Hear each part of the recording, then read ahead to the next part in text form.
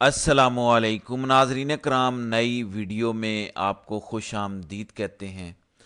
ہر گزرتا دن قاضی فائز عیسیٰ کو ان کی مدت ملازمت میں توسیع سے دور کرتا جا رہا ہے۔ وہ آئینی ترمیم جس کے ذریعے قاضی صاحب کو اپنی ایکسٹینشن کی آخری امید تھی، وہ آئینی ترمیم کی کہانی ختم ہو چکی ہے۔ آج سے ٹھیک 18 دن پہلے حکومت نے اتوار کے دن یعنی چھٹی کے دن قومی اسمبلی کا اجلاس بلایا اور فٹافٹ آئینی ترمیم منظور کرنے کا پورا پلان بنایا گیا۔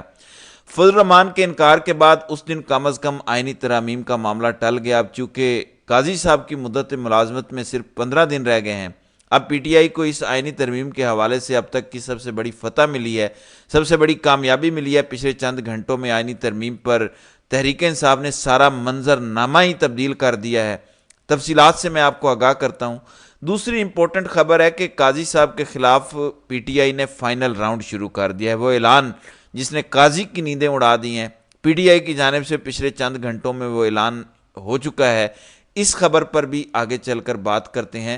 سب سے پہلے قاضی صاحب کے لیے وہ آئینی ترمیم جو حکومت پچھلے 18 روز سے کرنے کی کوشش کر رہی تھی، پچھلے چند گھنٹوں میں پی ٹی آئی نے اس آئینی ترمیم کو اڑا دیا ہے۔ اس پر بات کرتے ہیں۔ ناظرین اکرام، آج سے ٹھیک 7 دن پہلے یعنی پچھلی جمعرات کو سپریم کورٹ نے قاضی صاحب نے اپنے 4 ہیرے ججز کو ساتھ بٹھا کر آرٹیکل 63(a) کی نظر ثانی درخواست پر فیصلہ سنایا تھا۔ یعنی قاضی صاحب نے حکومت کو موقع دیا تھا کہ کسی طرح سے آپ اگلے 24 سے 48 گھنٹوں میں آئینی ترمیم کر لیں، اور جمعرات والے دن جب سپریم کورٹ نے یہ فیصلہ دیا تو یہ خبریں گردش کرنا شروع ہو گئیں کہ اب تو آئینی ترمیم بڑی آسانی سے ہو جائے گی، کیونکہ سپریم کورٹ نے اپنا ہی ایک ماضی کا فیصلہ صرف اس وجہ سے کالعدم کیا تاکہ پی ٹی آئی کے کچھ لوگوں کو توڑا جا سکے۔ جو آرٹیکل 63(a) کی نظر ثانی والا فیصلہ سپریم کورٹ نے کالعدم قرار دیا، اس فیصلے میں یہ لکھا کہ اب اگر پی ٹی آئی کا کوئی رکن نون لیگ کو اس آئینی ترمیم پر ووٹ دیتا ہے، حمایت کرتا ہے، تو اس کو ڈی سیٹ نہیں کیا جا سکتا۔ حالانکہ ماضی میں سپریم کورٹ کا ہی اپنا فیصلہ ہے کہ اگر آئینی ترمیم پر، بجٹ پر، وزیر اعظم کے انتخاب پر یا 2-4 اور چیزوں پر کوئی رکن قومی اسمبلی اپنی پارٹی پالیسی کی خلاف ورزی کرے گا تو اسے ڈی سیٹ کیا جائے گا۔ بہرحال قاضی صاحب نے شہباز حکومت کو یہ موقع دیا، چانس دیا کہ کسی طرح سے قاضی صاحب کے لیے ایکسٹینشن کا منصوبہ مکمل ہو جائے۔ جمعرات والے دن سپریم کورٹ یہ فیصلہ دیتی ہے، لیکن آج بدھ ہے، یعنی 7 دن گزر گئے، وہ آئینی ترمیم منظور نہیں ہو سکی۔ سپریم کورٹ کے اس فیصلے کے باوجود شہباز حکومت نے قومی اسمبلی کا، سینٹ کا اجلاس نہیں بلایا اور نہ ہی آئینی ترمیم کے حوالے سے کوئی پیش رفت ہوئی۔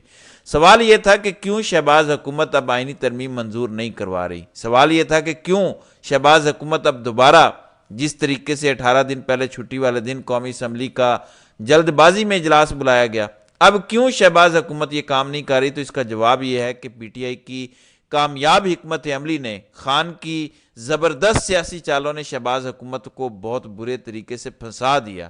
جمعرات والے دن سپریم کورٹ فیصلہ دیتی ہے، جمعے والے دن پی ٹی آئی احتجاج کی کال دے کر ڈی چوک میں تمام کارکنان پہنچا دیتی ہے۔ دراصل وہ گیم چینجر موقع تھا، وہ گیم چینجر سچویشن تھی جب پی ٹی آئی ایک بڑی تعداد میں اپنے کارکنان لے کر ڈی چوک پہنچی، اور اس ٹائم یہ مطالبہ کیا گیا کہ جب تک اس آئینی ترمیم کو کم از کم 16 اکتوبر کے بعد تک ملتوی نہیں کیا جاتا، دو روزہ شنگھائی تعاون کانفرنس جو پاکستان میں ہونے جا رہی ہے، اس کے بعد تک ملتوی نہیں کیا جاتا، یہ احتجاج ختم نہیں ہوگا۔ اب سب سے امپورٹنٹ بات یہ ہے کہ کیوں پی ٹی آئی کہہ رہی تھی کہ آئینی ترمیم کے معاملے کو ایس سی او کانفرنس کے بعد تک ملتوی کیا جائے؟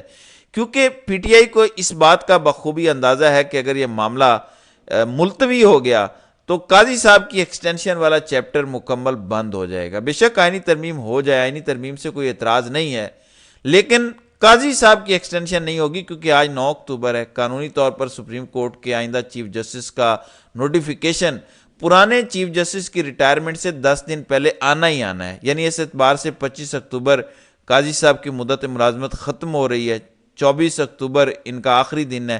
14 اکتوبر کو یعنی آج سے 5 دن بعد حکومت نے ہر صورت نئے چیف جسٹس کی تعیناتی کا نوٹیفیکیشن جاری کرنا ہے، یہ قانون کہتا ہے۔ اس لیے پی ٹی آئی نے مطالبہ کیا کہ 16 اکتوبر کے بعد ایس سی او کانفرنس کے بعد آئینی ترمیم کا معاملہ کیا جائے، اور حکومت کو یہ پریشرائز کیا کہ جب تک حکومت ایس سی او کے بعد تک اس آئینی ترمیم کو نہیں لے جاتی، احتجاج ختم نہیں ہوگا۔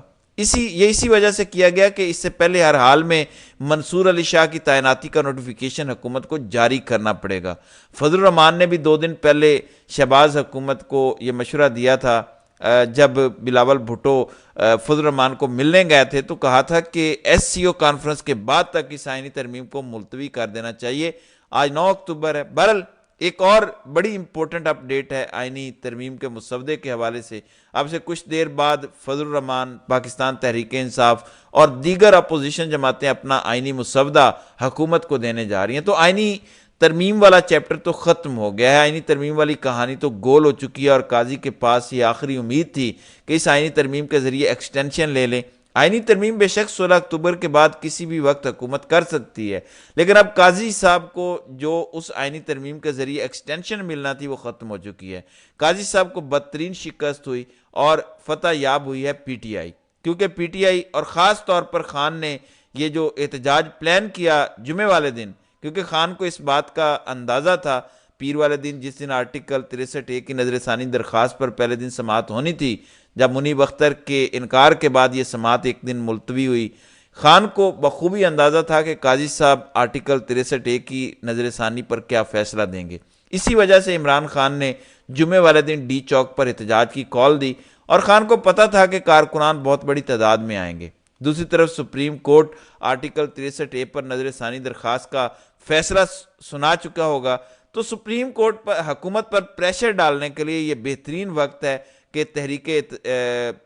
احتجاج کی کال دے پی ٹی آئی، اور خان کی وہ تمام سیاسی چال جو ہے وہ کامیاب ہوئی، اور حکومت پر اتنا پریشر ڈالا گیا کہ اب یہ آئینی ترمیم کم از کم 16 اکتوبر کے بعد تک ملتوی ہو گئی ہے۔ قاضی صاحب کی ایکسٹینشن آئینی ترمیم کے ذریعے تو اب نہیں ہونے جا رہی۔ دوسری امپورٹنٹ خبر یہ ہے کہ وہ اعلان جس نے قاضی کی نیندیں اڑا دی ہیں پچھلے چند گھنٹوں میں پی ٹی آئی کی جانب سے، وہ اعلان بھی کیا گیا ہے۔